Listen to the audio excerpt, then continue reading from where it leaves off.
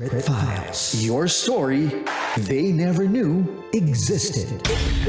Tinuruan niya ako kung paano maging isang mahusay na kabit. Yung puso ko parang sinasaksak sa sobrang sakit.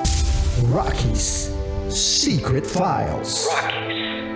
Secret Files. With Titan Jello. Rocky's Secret Files. Rocky's Secret Files. Secret Files.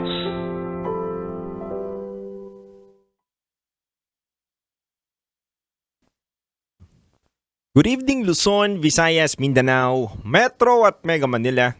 Kayo po'y nakatutok sa 90.7 Love Radio sa oras natin ngayon na 9:01 PM sa buong kapuluan. Kasama niyo po ang titindig sa mga pinaglalaban ninyo. DJ Titan Jello. Mga kabisyo, may gusto lang ako sabihin sa inyo. Minsan sa buhay natin, napapatanong tayo na bakit umaabot tayo sa punto ng buhay natin na parang wala na tayong daan upang masolusyonan ang mga problema natin. Yung mga taong nakakasama natin na magsaya nung panahon na nagkaroon tayo ng problema na wala na sila. Yung mga taong pinagkakatiwalaan natin nung panahon na nasa kagipitan na, ay nawalan na sila ng tiwala sa iyo.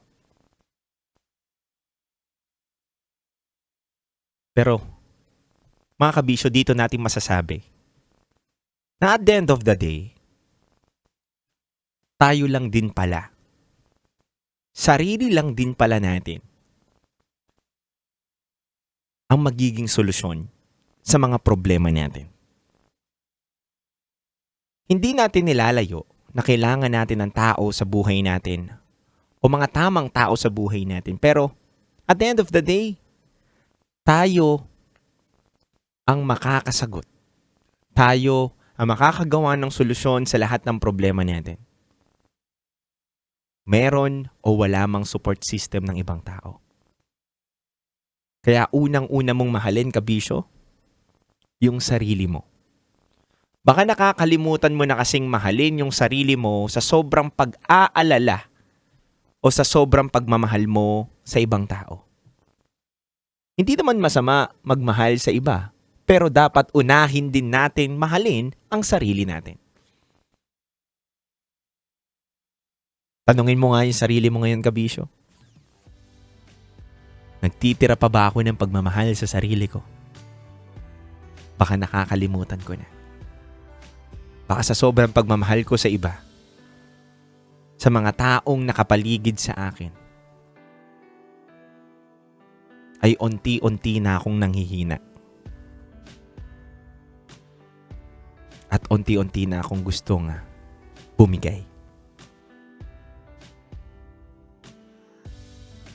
Hindi tayo makakatulong kung hindi natin kayang tulungan ang sarili natin.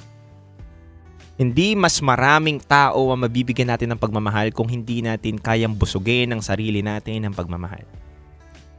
Kaya mga kabisyo, sa oras natin, simula alas 9 hanggang alas 12 ng gabi, samahan niyo po ko sa ating makabuluhan na kwentuhan sa ating programang Rocky's Secret Files with Titan Jello.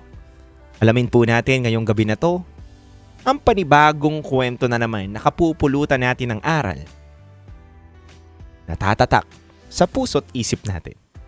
Kaya sa aking pagbabalik mga kabisyo, babasahin ko na po ang kwento ng ating letter sender sa ating Rocky's Secret Files with Titan Jello. Dito lang yan sa 90.7 Love Radio.